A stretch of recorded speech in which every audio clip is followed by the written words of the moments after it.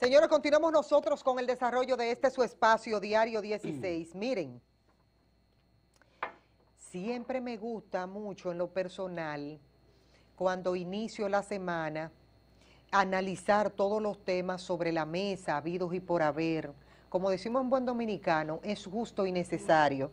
Y para ello hemos querido invitar al doctor Fulgencio Severino, del movimiento Patria para Todos, porque hay muchas cosas de las cuales nosotros tenemos que hablar y analizar y colocar sobre la mesa. Doctor, buenos días. Buenos días, Rubia. ¿Cómo te sientes? Súper bien, doctor. Y viéndolo a usted ahora, mucho tú mejor. Tú igual que yo. Tú nunca vas a sufrir del corazón.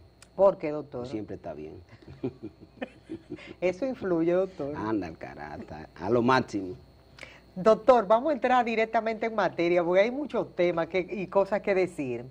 Hoy sale en la prensa, a propósito de una rueda de prensa que se dio en el día de ayer, y el equipo de Leonel Fernández sale a la palestra diciendo que se está gestando una campaña a lo interno de su propio partido para ataques a Leonel Fernández. Su opinión al respecto. Bueno, lamentablemente, en República Dominicana, de manera histórica, se han utilizado las campañas negras, como se le llaman, para un candidato o un aspirante lograr sus objetivos. O sea, aquí se pudiera decir que yo particularmente no recuerdo una sola campaña que haya estado ausente este tipo de aberraciones desde el punto de vista político, porque se entiende que la lucha por el poder es una lucha de cómo cada aspirante mira la posibilidad de crear una sociedad en un estado de bienestar superior al que está en un momento determinado. Sin embargo, tú recuerdas la campaña, por ejemplo, contra Hipólito, contra Juan Bosch, José Francisco Peña Gómez, la campaña... el mismo Jacobo Masluta. La campaña contra el propio Leonel, cuando en la lucha interna entre Peinado. O sea, que aquí, lamentablemente, independientemente de que la ley de partidos prohíbe eso, la ley de partidos prohíbe la campaña sucia, y la Junta Central Electoral tiene la posibilidad de intervenir. Lamentablemente aquí el nivel de institucionalidad es muy débil. ¿Por qué? Porque hay mucha dependencia de los partidos políticos, lo que son de todo este tipo de instituciones, pero la ley de partido, ahora mismo no preciso el artículo exacto, prohíbe este tipo de cosas, y uno espera que de iniciarse una campaña de esa magnitud, pues la Junta Central Electoral pueda intervenir de manera rápida, pero nunca está justificado el tema de que, no quiere decir que si un candidato ha sido acusado de malversar fondos, esto no aparezca. Claro que sí, y si están ahí mismo las pruebas que usted pueda presentar. O sea, eso no es campaña sucia. Exactamente. Eso es tratar de inhabilitar a un candidato, porque aquí se sabe, lamentablemente en República Dominicana, que aunque las leyes prohíben que personas que estén vinculadas con malversación de fondos no deberían ser candidatos o candidatas, y sin embargo eso no se cumple, pero lamentablemente, vuelvo a insistir, este tipo de campañas son comunes en la República Dominicana, están prohibidas por ley, y lo único que uno aspira es a que la Junta Central Electoral pues inhabilite a los jefes o a los aspirantes cuyos equipos de campaña entren a hacer situaciones o a asumir o a publicar cosas que no se deben hacer, porque hieren de una u otra manera, no solamente a las personas que aspiran, sino también a sus familiares. ¿No será que mucha gente aquí se escuda, me refiero dentro de los partidos, mucha gente aquí se escuda sobre lo que pasó, por ejemplo, con Wilton Guerrero e Hipólito Mejía? Yo lo acuso de que tiene contacto y nexos con el narcotráfico. Mientras eso se ventila en la justicia, pasan varios años, como en el caso de Hipólito pasó, y después de ese tiempo él me pide perdón y ya eso no pasa. ¿No será que mucha gente se escuda dentro de ese deslices que se dan en la justicia? Sí, hay de todo. O sea, la vulnerabilidad que hay en nuestro sistema judicial para castigar esa y otro tipo de violaciones de los derechos personales. Sí. La República Dominicana permite eso, pero yo he asistido a seminarios sobre campañas políticas y yo recuerdo en un seminario que se hizo aquí, ahí en una de las plazas comerciales de República Dominicana, que uno de los conferencistas decía que él particularmente en su estrategia de campaña le gusta mucho la campaña negra, como le llaman, o sea, la campaña sucia, es decir, que son estrategias y existen y están descritas, cada día tienen menos impacto, porque todos los días se ve que tienen menos impacto, pero lamentablemente en el caso de República Dominicana se siguen produciendo y reitero que lo que aspiramos es que de producirse en uno y en otra dirección, sea de la oposición contra el gobierno, del gobierno contra la oposición, entre aspirantes de un mismo partido, pues que la Junta Central Electoral puede intervenir porque la ley de partido así lo prohíbe. Doctor, pero uno habla de la ley de partido y uno que luchó tanto para conseguir una ley de partido y prácticamente lo que esté ahí, si no se pone en práctica, entonces no nos sirve de nada. Sí, porque es lo que te digo, en República Dominicana la vulnerabilidad institucional es muy fuerte. Pero se supone que el liderazgo político debe preocuparse de eso. No, porque no creen en esas cosas. Esas leyes se aprueban más por presiones externas que por convencimiento del liderazgo político, porque en el país, lamentablemente, para los líderes políticos tradicionales, la política es un negocio. Entonces, ellos están dispuestos a violentar todas las cosas desde el punto de vista ético, como lo hicieran si fueran empresarios también. Tú sabes que a nivel de la empresa hay mucha antiética también. Hay el empresario ético, pero hay el empresario antiético, como por ejemplo tú encontrarte que un vendedor de medicamentos falsifica la caducidad de un fármaco sabiendo el daño que haría.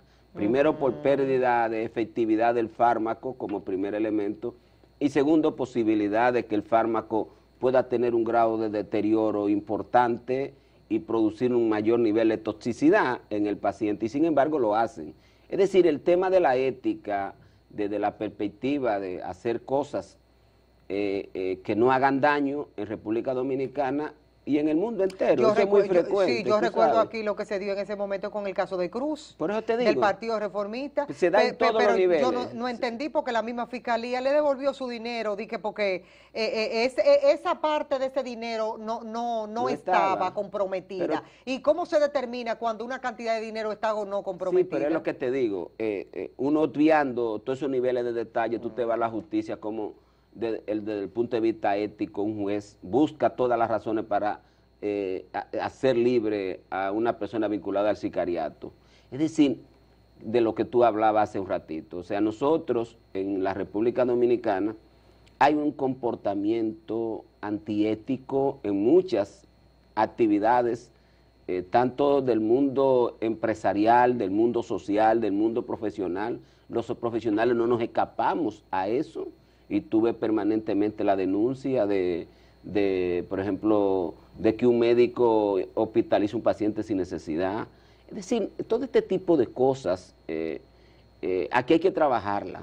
Tú sabes, se habla mucho de la pérdida de los valores. Yo no digo que la pérdida de los valores, sino la predominancia de los valores negativos y antiéticos, que están dominando mucho la sociedad, producto de la vulnerabilidad, producto de una sociedad que no logra crecer en la formulación de políticas que generen empleos. Aquí tú ves que la mayoría de la gente cree que el empleo lo va a conseguir en el gobierno. Entonces entonces no presiona para que los gobiernos fomenten el desarrollo de industria en todos los municipios, de tal manera que aparezcan los empleos privados, que es a donde debemos buscarlo. Entonces, todo este tipo de elementos influye mucho en la sociedad para tratar de alcanzar sus objetivos de cualquier forma. Por ejemplo, a mí siempre me llamó la atención, ya uno lo ve menos, cuando llegaba un partido, sacaban a todo el mundo para nombrarlo de su partido. Y tú dices, pero ¿cómo alguien puede estar contento porque fue y le quitó el empleo a otro. Sí.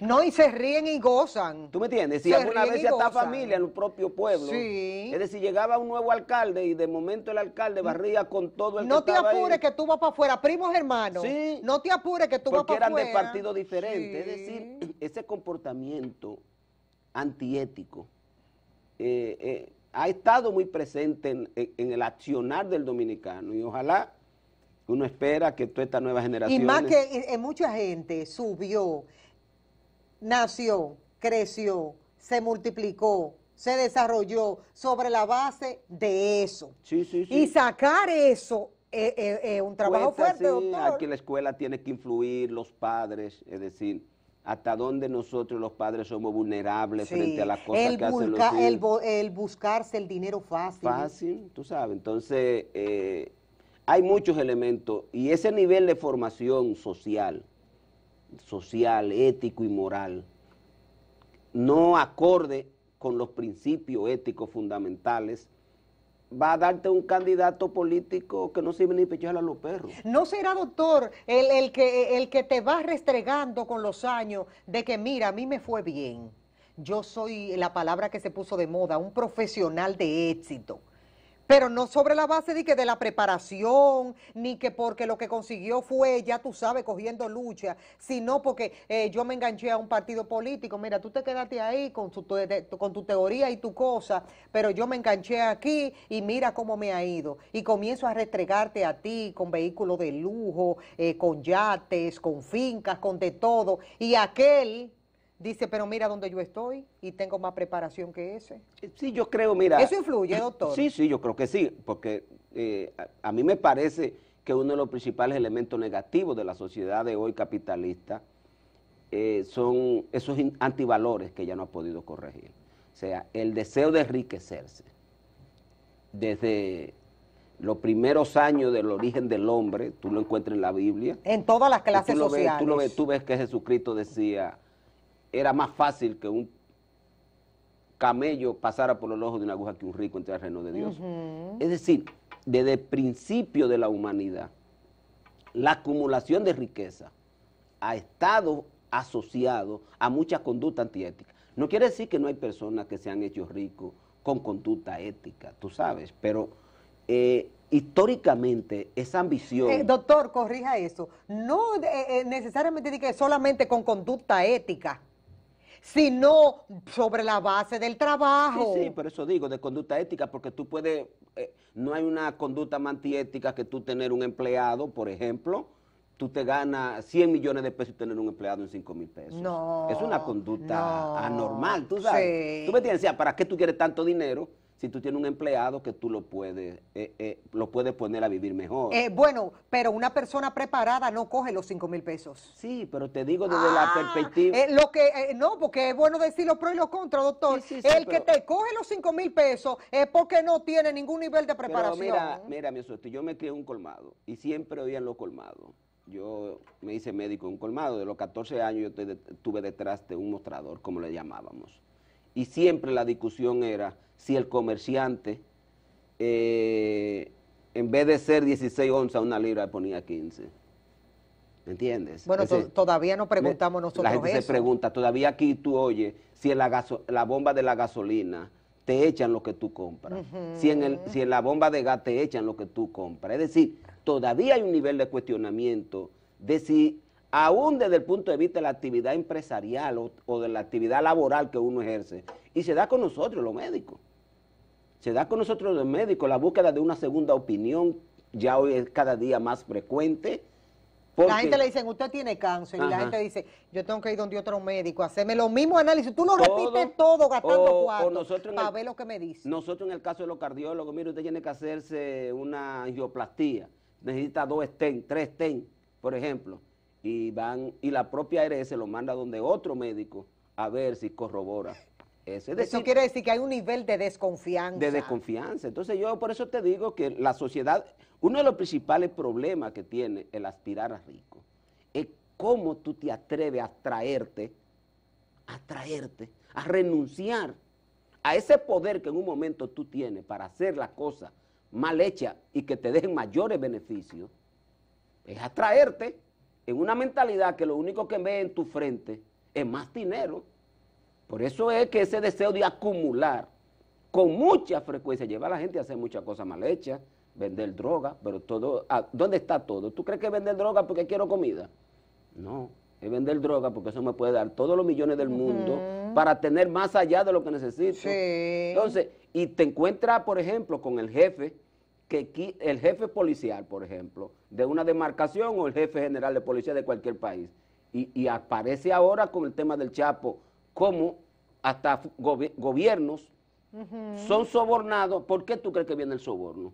Por el deseo de acumular. De acumular riqueza. Es decir, no se siente satisfecho con lo que ganas, y si eso me da o no me alcanza para los fines de yo mantener mi familia, sino que quieren más de ahí. Y naturalmente eso lo lleva a un comportamiento antiético, y digo antiético para diferenciarlo mucho de lo inmoral. Hablo de lo antiético porque son capaces de hacer cosas que hacen daño a otras personas. Y se supone que humanamente nosotros no estaríamos o deberíamos estar formados de tal manera que ningún acto que yo haga debería ir en detrimento de otra persona. O sea, yo puedo hacer cosas que vayan en beneficio mía. Ahora, lo que nunca estaría justificado desde el punto de vista del humanismo es hacer cosas para beneficiarme en detrimento de otra.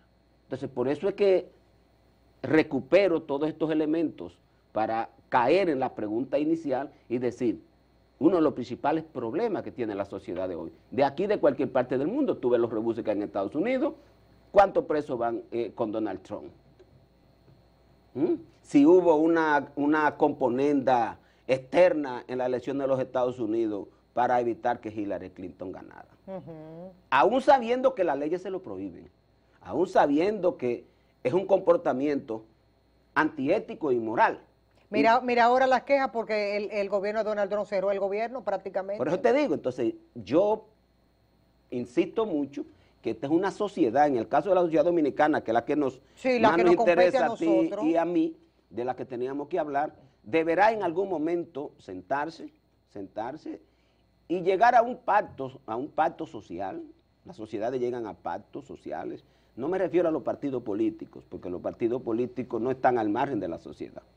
Yo digo desde el punto de vista de la sociedad en sus instancias organizativas, en las que todos digamos, este es el código con el cual nos vamos a regir a partir de ahora. Y todo el mundo intentar, cumplirlo. Pero yo estoy notando como que el problema es por todos lados. Claro. Porque este es un país que tú ves a la misma gente que opina en televisión y en la radio y escribe a través de los periódicos, decir que el que difiere denunciando cosas abiertamente del gobierno de turno, en este caso el PLD, el gobernado, pero cuando estaba Balaguer, cuando estaba el PRD en el poder, y uno dice, esos son los primeros que dicen, ese está hablando porque es de tal partido, claro. Es decir, él no asimila de que, bueno, yo formo parte de un sistema, yo decidí de que a mí me van a pagar por lo que yo estoy haciendo, pero no trate de decir que porque aquel está diciendo lo que tiene que decir, pertenece a una organización política, porque entonces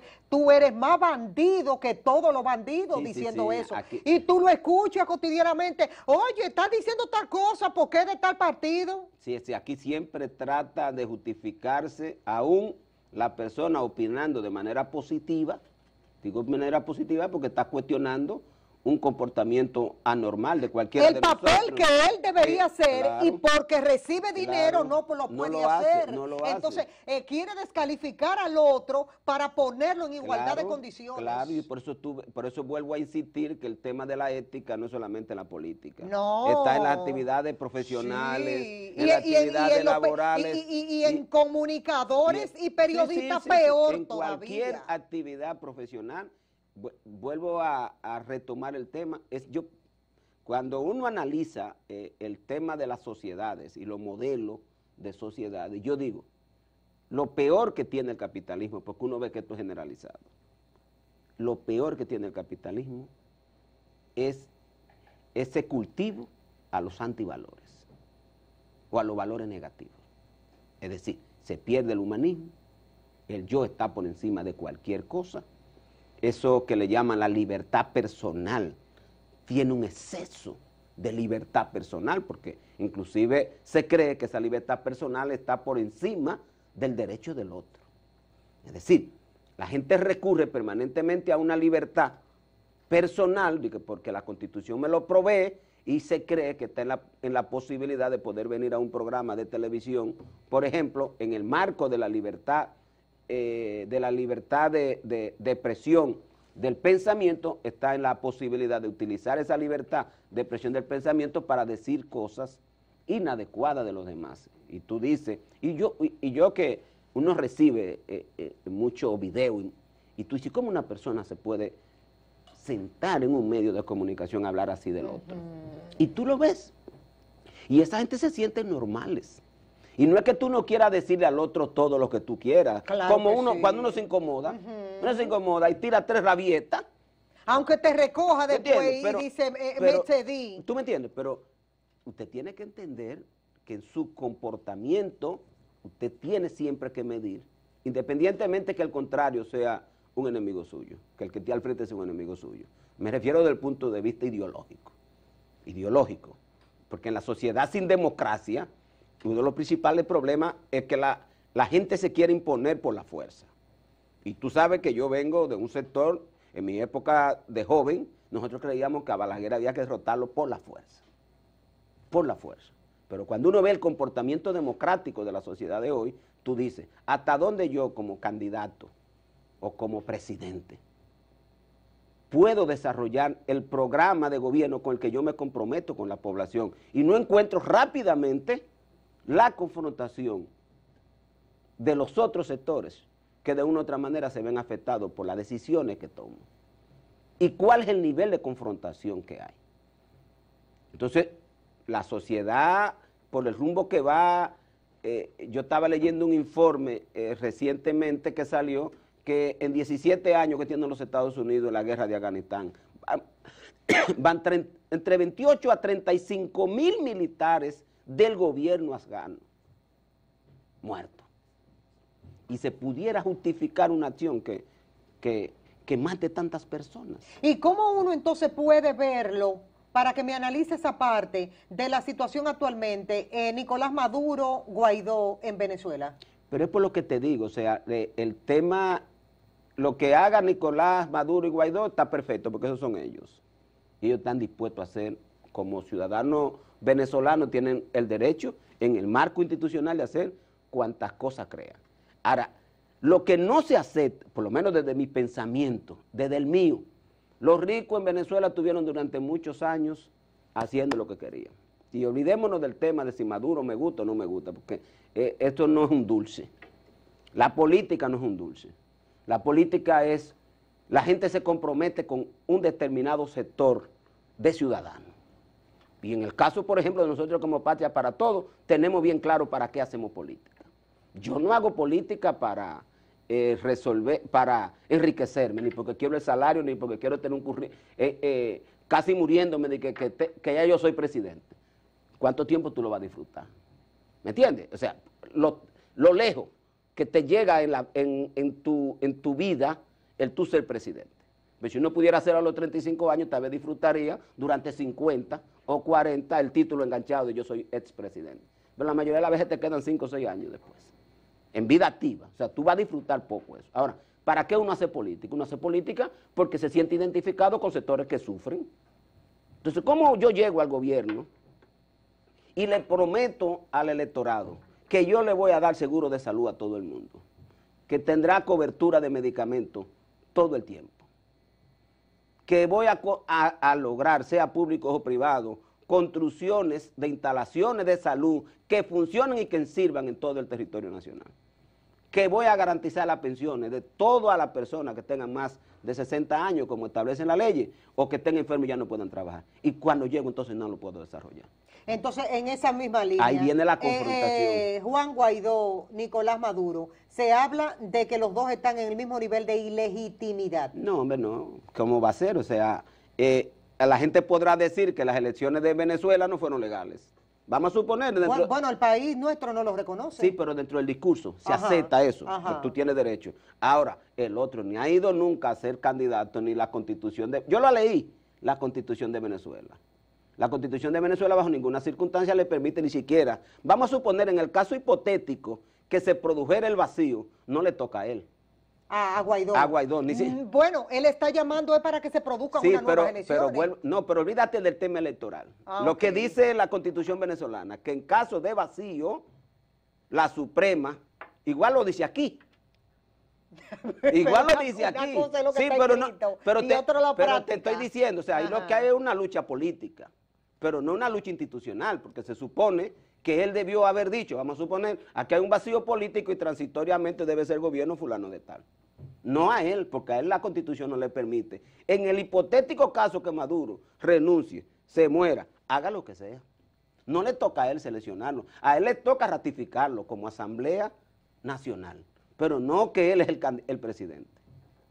Entonces, yo lo que te digo es, a mí no me gusta meterme mucho en los asuntos internos de los países. Bueno, pero lo están haciendo Rusia, lo está haciendo China. Pero eso es de geopolítica. Eso es de geopolítica. Eso es de geopolítica. Y Estados Unidos. Eso es geopolítica. Estados Unidos, tú sabes que en el reparto mundial por los recursos naturales que tienen todos los países, hay grandes corporaciones que son las que dominan los gobiernos, que andan detrás de esos recursos.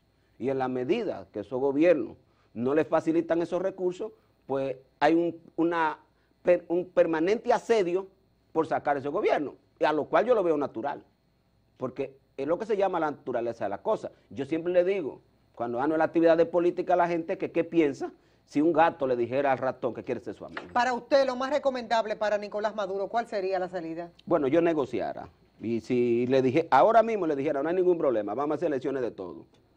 Hacemos elecciones del Congreso y hacemos elecciones nacionales. Y la hacemos. Y nos ponemos de acuerdo de quién va a ser el tribunal electoral. Naturalmente, ese grupo nunca va a aceptar un resultado electoral, porque nada más acepta la que gane. Porque cuando ellos ganaron, la aceptaron. Todas las que pierden no la aceptan. Y así fue con Chávez, así fue con todo.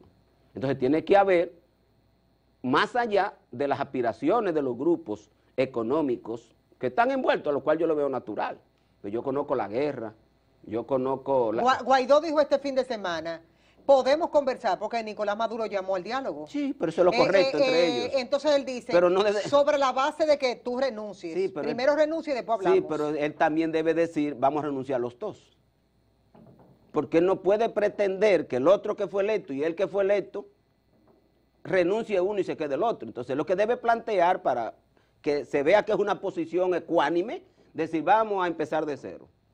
Vamos a ponernos de acuerdo con elecciones, renunciamos todos y hacemos elecciones como si no hay nada. Ahí tú ves que hay una posición adecuada. ¿Me entiendes? Pero no sobre la base, renuncia, porque los únicos que somos válidos aquí somos nosotros. Como hay una comunidad internacional que ha sometido a ese país innecesariamente, porque tú puedes tener contradicciones. Yo no lo digo, yo no lo niego. Aquí en República Dominicana tenemos las contradicciones con Danilo, por ejemplo, para poner el caso que es el presidente actual. Pero a nadie se le ocurre que hay que hacerle lo mismo que se le hizo a Cuba, hay que hacerle a un país. Y que en Venezuela, aunque la gente tenga dinero para comprar, no aparezcan las cosas para comprar. Y que esa escasez le genera un nivel de inflación inaceptable desde el punto de vista de la sobrevivencia de la gente. O sea, eso es que y vuelvo a retomar el tema ético, el deseo de tú apropiarte, a lo cual no lo veo malo, porque esa es tu naturaleza. O sea, la naturaleza del rico es apropiarse para ser más rico, porque el rico es insaciable, a lo cual yo no le veo ningún tipo de problema, porque esa es su naturaleza. Y te decía el cuento del gato y el ratón, la naturaleza del gato come ese ratón, y si el ratón acepta ser amigo del gato, se va a joder. Entonces, yo en la naturaleza de la cosa no me opongo. Ahora, lo que tenemos que llegar a un nivel de entendimiento democrático que cuando tú gobiernes, ejerces lo que tú creas, pero cuando yo gobierne, ejerzo yo.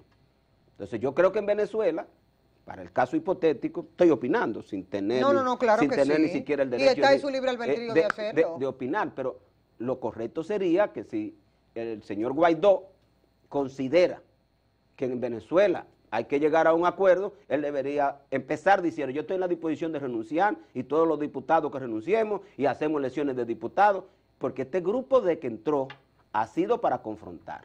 No es ahora. En el periodo anterior, el conflicto entra porque ellos inmediatamente ya querían revocabilidad del cargo del presidente.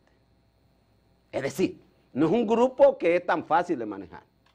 Es un grupo que asedia dentro del marco del derecho que tienen, dentro del marco del derecho constitucional, porque también tenían, la Constitución le amparaba a hacer la solicitud de revocabilidad del cargo de Maduro. Perfecto. El grupo de Maduro tiene que moverse en función de sus propios intereses. Pero Maduro podría entonces decirle, ok, un llamado al diálogo, como lo hizo este fin de semana, pero renuncia tú, pero Maduro no ha expuesto eso. No, porque él no está todavía, él está en el poder y no está en eso, pero yo me refiero en el marco de llegar a un acuerdo y la comunidad internacional lo que debía sabiendo que hay dos grupos totalmente enfrentados, porque ¿dónde tú te recuerdas? ¿Dónde empezó el problema de Venezuela? El problema de Venezuela inicia cuando ese grupo gana las elecciones, que es la única que ha aceptado en toda su historia, la que ellos ganaron, la única, después no han aceptado ninguna. No aceptaron cuando Maduro ganó con un 50% más un poquito, que le ganó a Capriles. Viene, empiezan a decir que es ilegal, viene este grupo a mitad de gobierno y gana, inmediatamente plantea que hay que revocar el presidente de la República. ¿A qué recurre los chavistas? Con todos sus derechos institucionales. Dice, hay 3 diputados que yo lo cuestiono. ¿Por qué? Porque con esos 3, Maduro se quitaba la posibilidad de que pasara la solicitud de revocabilidad. ¿Y qué hizo el otro? Que desoyendo todos los principios democráticos, que quiere decir que si tú estás en una elección y yo estoy en una elección, tú puedes cuestionar lo que yo hago y hay un tema institucional ahí por el cual se resuelve. No, ellos salieron corriendo y juramentaron a los 3 diputados que el Tribunal Superior Electoral, que le había dado ganancia a ellos, dijo que se iban a revisar esos 3 diputados. Y ahí inicia una guerra que profundiza la crisis, porque ya la guerra venía, tú te recuerdas, o sea, ya el asedio norteamericano y de todos esos países que están hablando de democracia, Estados Unidos hablando de democracia, tú sabes, un país que hace hasta fraude y que se está matando porque quien ganó las elecciones no fue Donald Trump, sino fue Rusia. Pero están hablando de democracia esos señores. Entonces, yo lo que digo es, y lamentablemente hay mucha gente que hacemos coro, tú sabes, que hacemos coro de cosas sin colocarnos al margen. Es decir, yo digo, tú puedes opinar sobre un tema sabiendo que tú no puedes ser ni madurista, ni puedes ser del guaidocista. Tú tienes que colocarte como un ente independiente, al margen, y analizar el fenómeno desde la perspectiva de lo que tú deseas. ¿Qué es lo que todos desearíamos en Venezuela? Número 1, que se termine el bloqueo y que ese país vuelva a ser normal. Número 2, que lo... Pero los Estados Unidos no van a dejarlo del bloqueo, doctor. No, pero no lo van a dejar mientras el chavismo exista. Exactamente. Porque es una lucha de intereses. Entonces, ¿me entiendes? No es partiendo de ahí, pondríamos sobre la mesa algo que no va a entrar a los Estados Unidos, porque hay que decirle a la gente que usted lo ha enfocado perfectamente bien. Parte de la situación complicada en Venezuela, donde los venezolanos han salido despavoridos, porque no hay comida, no hay medicina, Claro. es el bloqueo que le tienen los otros países. ¿Entiendes? Pero eso es lo que tendríamos que estar discutiendo. Lo que tendríamos que estar discutiendo es hasta dónde, desde el punto de vista ético, usted puede, de que por no estar de acuerdo con un gobierno, usted bloquear la posibilidad en un mundo como este tan interdependiente. República Dominicana, imagínate que le cierren el acceso cuando aquí una gran parte de todo lo que consumimos es importado. Por ejemplo, pero para ir no solamente con el combustible. Adiós, nos ponemos locos. Sí, loco no, tendríamos que cerrar el país. El país. Entonces, tú dices, ahí es donde debíamos sentarnos. Por eso, esa sinvergüencería del gobierno dominicano, digo una sinvergüencería porque después que usted se ha beneficiado tanto de un gobierno, usted no puede salir diciéndole que un gobierno, usted puede decir que las elecciones no son reconocidas por la oposición y que usted está de acuerdo, pero usted no puede estar cuestionando las instituciones de un país. No puedes. Porque mala o buena, aquí nunca se ha ganado limpio según toda la oposición, o tú has oído alguna vez que se ha ganado limpio. Dime, aquí todo el tiempo con palito. Aquí todo el que pierde dice que le hicieron fraude, porque aquí nadie tiene la suficiente fortaleza como para decirle a su miembro que yo perdí. Aquí no la hay tampoco. Sí, pero por eso. Entonces, de una u otra forma se puede engañar al pueblo diciéndole, hubo fraude. Pero es lo que te estoy diciendo, pero Venezuela no se escapa de eso, porque eso es un común en América Latina. Eso es un común en América Latina. Y esa lucha por el poder lleva golpes. Porque aquí nosotros le hemos cogido eso como estandarte en este país, de decir, hubo fraude, fulano no ganó, pero la oposición no sale a mostrar los datos. Así es, porque ni siquiera lo tiene. Porque, pues entonces yo lo que te digo es, y le digo al público que nos mira, yo siempre me gusta ponerme los análisis al margen y ver los hechos. Ajá. No quiere decir que tú no simpatices por una u otra política, porque todo el mundo sabe que yo desde el punto de vista de mi principio, de los principios filosóficos de mi vida, yo estoy de acuerdo con la política social de todo este gobierno progresista. Yo estoy de acuerdo. No estoy de acuerdo con el dar, yo no estoy de acuerdo con regalar. Yo estoy de acuerdo con crear mecanismos para que la gente viva mejor. Ahora, está claro que el modelo en el que se fundamentan hoy la mayoría de las sociedades capitalistas de hoy, de desmontar todos los avances sociales que tenemos en el mundo entero, de tener pensiones seguras, de tener seguros de salud seguros, o sea, y hoy se están desmontando dentro del marco de lo que las 500 corporaciones dueñas del mundo han definido para todos los países, que ya lo quieren todo, incluyendo el poquito estado de bienestar que han alcanzado muchas sociedades, y que lamentablemente otras, como la nuestra, nunca ni siquiera nos hemos acercado, porque República Dominicana es un país que nunca pudo avanzar, como lograron, por ejemplo, países como Chile, Costa Rica, Panamá, en el que la mayoría de la gente tenía una pensión. Nosotros nunca pudimos avanzar ahí. Y cuando tenemos una reforma de la seguridad social, fue para retroceder. Fue para retroceder. Hoy es más difícil conseguir una pensión en el modelo actual que con el modelo del Seguro Social, porque en el modelo del Seguro Social, con 8 años de cotización, tú tenías derecho a una pensión. Ahora te meten 30 años de cotizaciones, que la mayoría de gente no lo va a poder alcanzar. Entonces, este retroceso, en términos de política social, tiene que tener a alguien que se pare y diga, señores de las grandes corporaciones, este mundo no es todo es conseguir dinero, como ustedes lo ven. En este mundo hay gente que requiere mejorar sus condiciones materiales de vida. No lo van a entender, doctor. No, pero no te estoy diciendo que lo entiendan, te estoy diciendo... que se lo digan, te estoy ellos diciendo, lo escuchan diario, todos los días. No, porque la confrontación de Venezuela es la confrontación con Lula también. A Dilma le dieron un golpe de Estado también por lo mismo.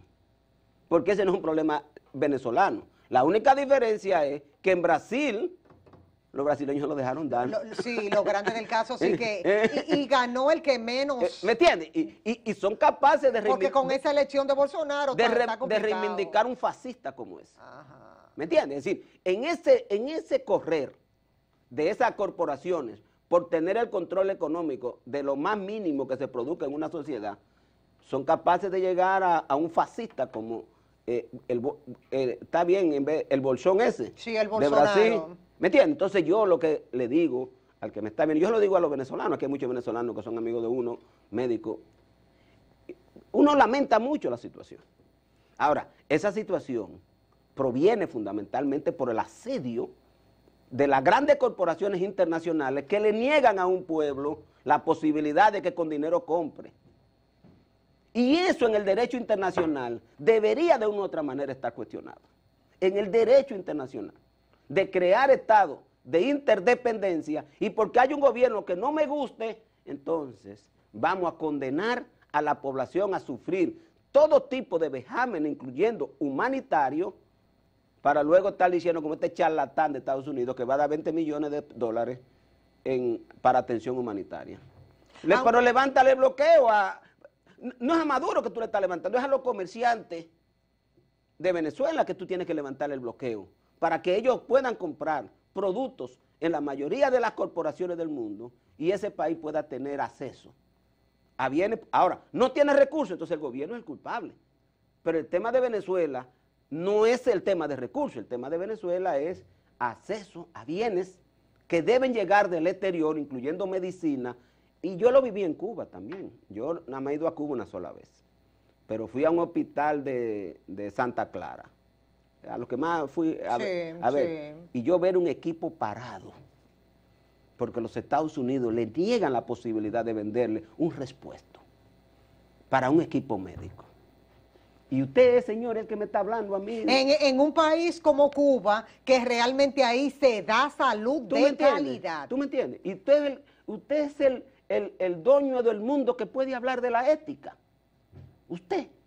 Le prometo hacer una segunda parte del tema para que la gente entienda por qué el proceso que se está dando en la actualidad en Venezuela. Las gracias al doctor Fulgencio Severino. Doctor, cuídese mucho. A ti, como siempre. Señores, nos vemos en la próxima oportunidad. Cuídense mucho.